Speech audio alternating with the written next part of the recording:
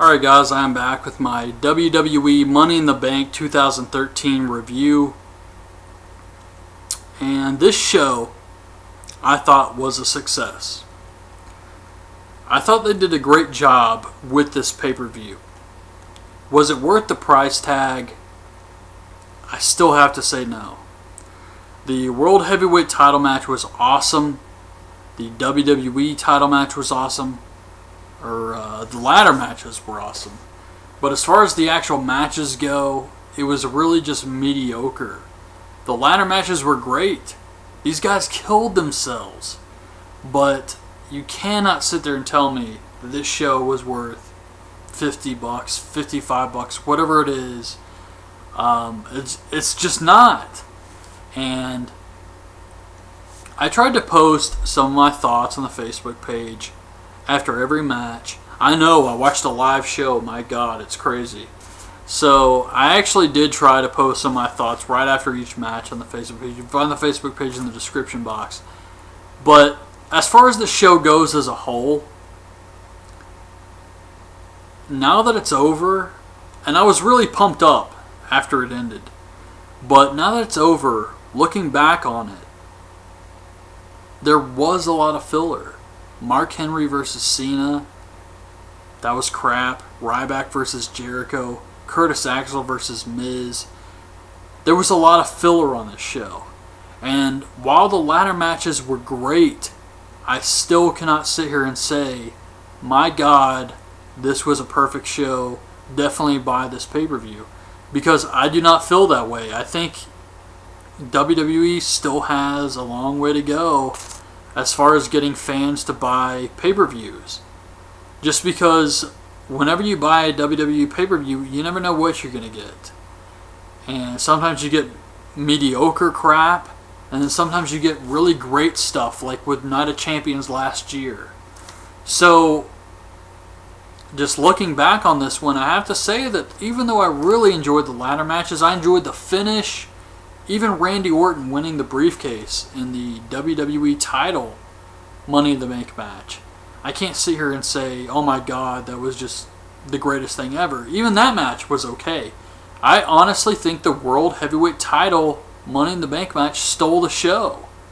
And that was the first match on the pay-per-view. So anyways, starting with the pre-show, you got Big Show, Kofi, and Vicky on commentary. Rollins and Reigns versus the Usos for the tag titles. I wrote a bunch of crap here, but I'm just going to go off of memory.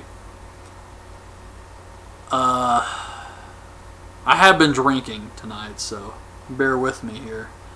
Maybe that's why I thought the show was so great, but the Usos really tried hard in this match. And I think they won a lot of fans over. I think they did a great job. This ended up being a really good match. But Rollins hits a buckle bomb, and then Reigns hits a spear on one of the Usos for the win. So that was pretty much the finish here. The Shield retains. No surprise there. But it was a good match. Then you get Swagger, Cesaro, Rhodes Scholars, Fandango, Ambrose, Barrett for the World Heavyweight title. One spot that really bothered me in this match was Wade Barrett takes a bump from Fandango. And he basically just lays there and puts the ladder on top of himself so that Fandango can hit a springboard leg drop. And that's fine. I understand the spot. But I hate it when guys move into position. And you see a lot of guys do this for Jeff Hardy when he's about to go for the Swanton. But for Barrett, it was even worse here because he's not only moving himself, but he's moving the ladder on top of himself. So Fandango hits the springboard. And like I said, it was okay. The fans still went ooh for everything. But I really hate that when they have to move into position. And then not only that, but move the ladder on top of themselves. It's just really weak. But this was a really good match here. There was a lot of great spots.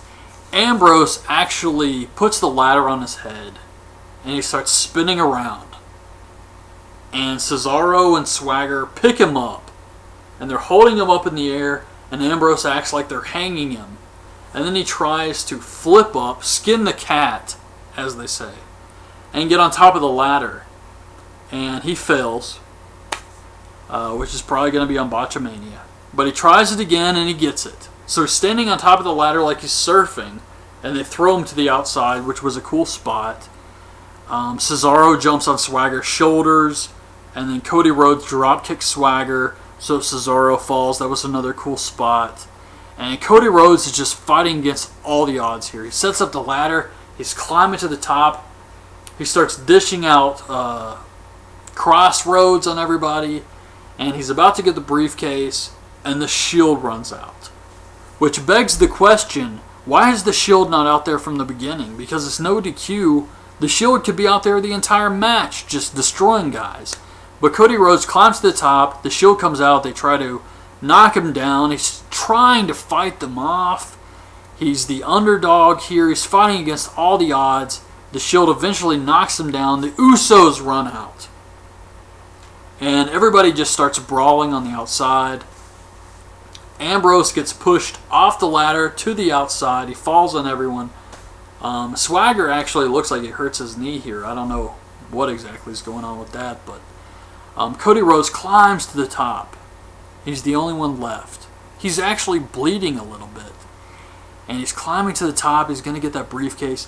And Damian Sandow runs up and grabs Cody Rhodes, pulls him down, gets the briefcase. He screws over his best friend to get the briefcase. This was fantastic. I know I said in my predictions I figured Ambrose would win this match here, but I'm glad Damian Sandow won. I think the guy is extremely talented. He was awesome in his promos with that little tiny feud he had with Sheamus. It was great stuff. And I'm really happy that Sandow won here. But he screwed over Cody Rhodes. And Cody Rhodes was getting a lot of cheers. He was fighting against everything. I think Cody Rhodes is going to turn babyface after this. But what really sucked about this is the doctor. That dumbass doctor they have at ringside. Dr. Sampson or whatever the fuck. He's cleaning off the blood from Cody. Why would you do that now? If the guy gets busted open hard way, which means legit, and he's actually bleeding from stuff that happened in the match, let him bleed. You're talking about a guy who, if WWE wants to turn babyface, fought against all the odds. He was out there trying to fight off the Shield, fight off Fandango, fight off everyone. And he got busted open in the process, but he cared so much about that fucking briefcase that he was going to climb to the top no matter what condition he was in. You're going to clean up the blood afterwards when we can get a great facial? That is just so stupid. It is so beyond stupid. And honestly, it wouldn't bother me that much if WWE was fully PG and then never show blood. But Cena bled like a stuck pig in that match with Brock Lesnar last year, and they didn't censor that.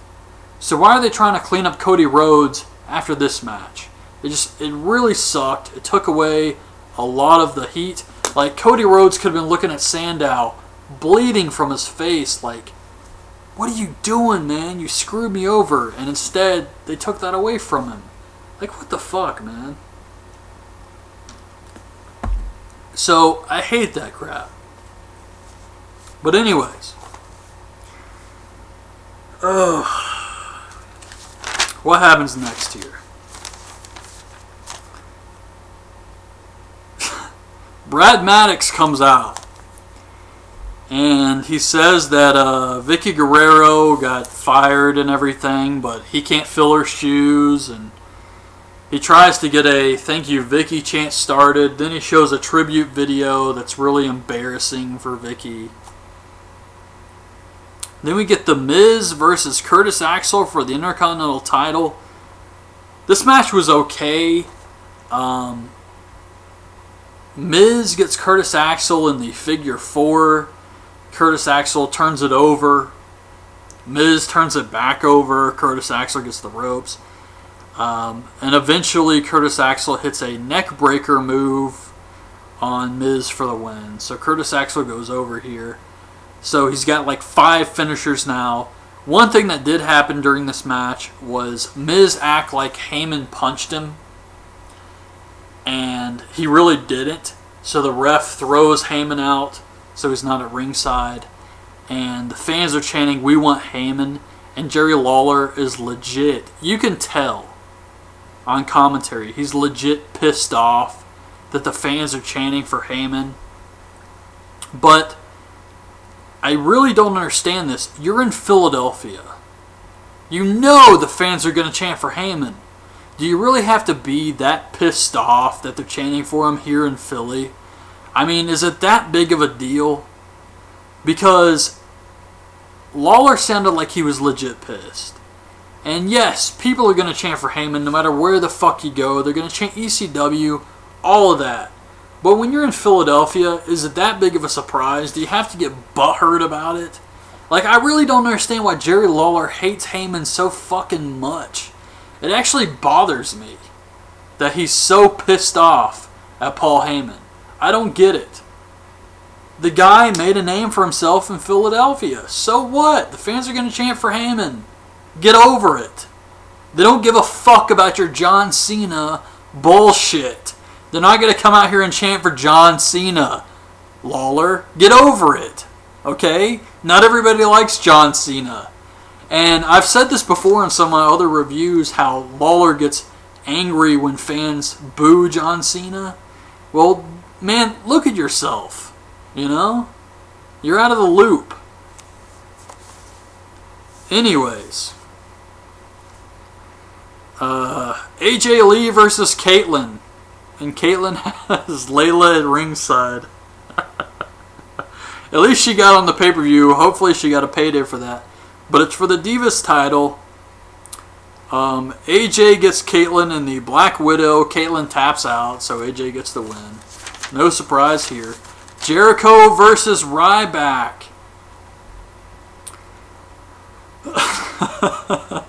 This match, Jericho misses the lion salt. Ryback rolls him up.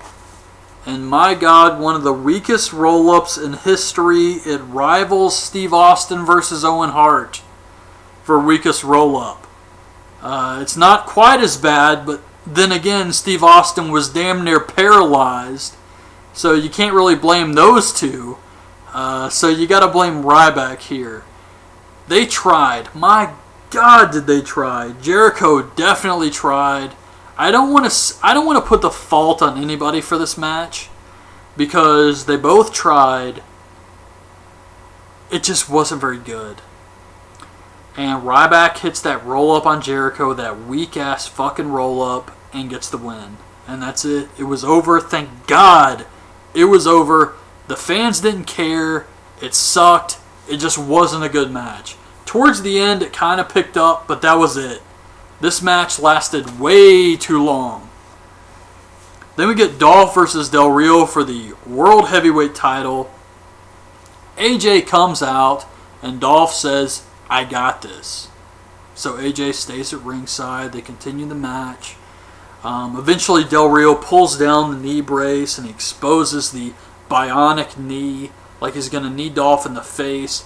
AJ runs in, hits Del Rio with the Divas title, and disqualifies Dolph right in front of the referee. And Dolph is like, "What the fuck, man? What did you just do?" And he loses the match. But then again, he gets to go home with AJ, so it's not a total loss, right? How can he really complain? But Dolph does lose the match. I see a Funaki sign in the crowd. Cena versus Mark Henry for the WWE title. Wise choice putting this before the Money in the Bank match. I had no problems with this. Cena versus Mark Henry for the WWE title going before the main event. That's fine with me. My God, you know they did this to CM Punk enough times, so who really cares here? The notes I took really don't matter. I'm just going to say the ref takes a bump, and Mark Henry low blows Cena and covers him. Cena kicks out. I'm not surprised. If I was hit with a low blow, honestly, I would kick out too. If I was hit with a low blow, it would not knock me out. I would be like, oh my god. Oh my god. I would be freaking out. I would not be knocked unconscious so that a guy could pin me. It doesn't even make any fucking sense. So, Cena hits the AA. Henry kicks out. Henry hits the World's Strongest Slam. Cena kicks out, blah, blah, blah. Henry goes for the World's Strongest Slam again. Cena counters with the STF. Makes Henry tap. Gets the win. You get the main event. RVD, Punk, Daniel Bryan, Sheamus, Randy Orton, and Christian. For the WWE briefcase, there was no replacement for Kane. I know a lot of people thought Bray Wyatt, Big Show, Brock Lesnar, nothing. They just said, fuck it, Kane's out. We're going with 6 guys. Fans chant RVD. All the wrestlers attack him. I thought that was a really nice touch because it relied on the fans. And the fact that the fans instantly started chanting for RVD worked. So that was really cool, but there was a lot of great spots in this match. I took a ton of notes, but like I said, I have been drinking a little bit, so I'm not going to sit here and read all this crap. Mostly because my handwriting's terrible, but RVD stops Christian from going for the briefcase. He hits him with a ladder to the ass. King gets pissed off from chants for, what the hell did I write here? Fans chant, we want tables. And this also pisses the King off. He's like, oh, they got all these ladders in there. Why do they need tables too? Well, once again, you're in fucking Philadelphia, King. Get over it. This isn't fucking Memphis. And honestly, I hate cursing this much, but I cannot help myself just because the King, I love him. I love the guy. I'm not going to sit here and bitch about him like he's Taz. But some of the stuff he does and says on commentary just really gets under my skin when it's like he hates the fans for what they chant. And that really bugs me for some reason. I am happy that WWE acknowledges the fan chants. For years, they would not acknowledge what the fans chanted. Even when they booed the crap out of Cena, they wouldn't acknowledge it. So I am happy that WWE went out of their way to acknowledge what the fans were chanting here, but you still had King in the background just being like the fucking dumbass. Hey, why are they chanting that? It's like he's still stuck a few years back when we didn't acknowledge these chants. Like we just pretended Cena was super over. No, it's not like that anymore. Now we talk about how Cena gets booed. Even Cena talks about it, but it's like the King doesn't want to. The King wants to say Cena's still getting cheered just because he got a fucking hard-on for Cena. So anyways, RVD hits I'd give it a 2.5-star frog splash off the ladder onto Christian. It was okay, but because of the ladder, and it's not RVD's fault, but the ladder was kind of wobbly, so he kind of does a 2.5-star frog splash. And he goes for the briefcase. Daniel Bryan comes in with the ladder. He lays out everyone. Takes out every single person in this match. It was awesome stuff. He goes for the briefcase. Curtis Axel runs out. Hits Daniel Bryan with a chair. Starts laying him out. And then Punk grabs Curtis Axel. Hits the GTS. Heyman comes out and he's like, what are you doing? This is my best friend in the world. How dare you lay him out? And he starts freaking out on Curtis Axel. And then Punk starts to climb the ladder and he's all weak and stuff. And he's trying to climb to the top to get the briefcase. And Heyman runs in the ring. He's like, Punk, get it, get it. And then he takes another ladder and he throws it at Punk's back. And he throws it again and he throws it again. And Punk is just laying there. And Punk's bleeding a little bit too, which they didn't cover up.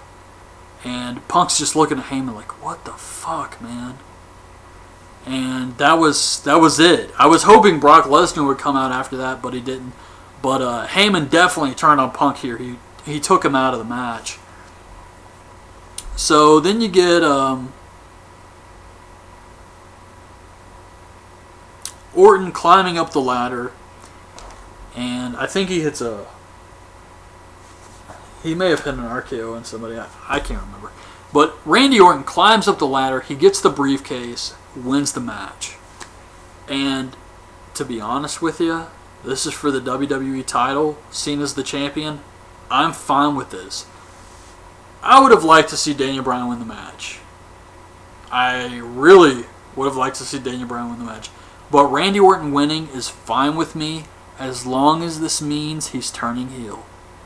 If he doesn't turn heel, this is bullshit. This sucks. Fuck it. It was a waste of time. Nobody cares. However, if this leads to a Randy Orton heel turn, it's awesome, awesome stuff. This could be great. You got Randy Orton out there cutting promos on John Cena saying, hey, I'm going to cash in on you. You don't know when it's coming. This could be really good. But they have to book it right, and I'm still skeptical. And I know a lot of fans, just like the Bray Wyatt family. The Bray Wyatt family, I think, is awesome. I think they have a ton of potential. It's the coolest thing WWE's done in years. But you still have the shittiest booking, creative writing team in existence booking these fucking shows. And because of that, it's kind of like I'm praying that the Bray Wyatt family succeeds. And that's how I feel about this whole Orton getting the briefcase thing. You still got the shittiest booking writing team ever, but if Orton turns heel, this could be great stuff. You could have great stuff with the Bray Wyatt family, with Randy Orton getting the briefcase. You have a lot of potential here. I really hope WWE doesn't fuck it up, but to be honest with you, WWE's been known to fuck things up. That's pretty much what they've been known for years now. So, as far as the Money in the Bank pay-per-view goes, I really enjoyed this show. I enjoyed the ladder matches. It got me excited. I didn't know what was going to happen. I was rooting for Cody Rhodes. I know I said Ambrose was going to win in my predictions video, but the way they were working the match, I was rooting for Cody. I was like, Cody, get that briefcase, you son of a bitch. But when Sandow ran up and stole it from him, I was like, oh, that's awesome. That was great stuff. Everything else was subpar, mediocre at best. And then you had the WWE title Money in the Bank match. And I was waiting for a surprise entrant. Didn't get it. But it was still a really good match. I mean, you had so many talented workers in that match. Daniel Bryan, Punk, Christian, RVD. RVD did work in this match. I got to give him credit. I know I said that RVD, it depends on how he comes in, whether he's willing to work or not. You got to admit, if you've been watching TNA, that Rolling Thunder he hit in this match, that was the fastest Rolling Thunder he's hit in years. So RVD did work in this match. And Orton winning was a surprise, I have to admit, and I hope they turn him heel. I thought it was good stuff. So I'm fine with this pay-per-view. I enjoyed it. I thought it was great. But for the price tag, definitely not worth the money. I'm not going to sit here and lie to you guys. This pay-per-view is not worth the money. You got 2 great ladder matches. That is it. The pre-show was good, but that's the pre-show. We're talking about the actual pay-per-view here. And I think 2 ladder matches, everything else you could see on SmackDown or Raw. So anyways, that's my review of WWE's Money in the Bank 2013. Hope you guys liked the video. Leave your thoughts on the show in the comments, and thanks for watching. Bye.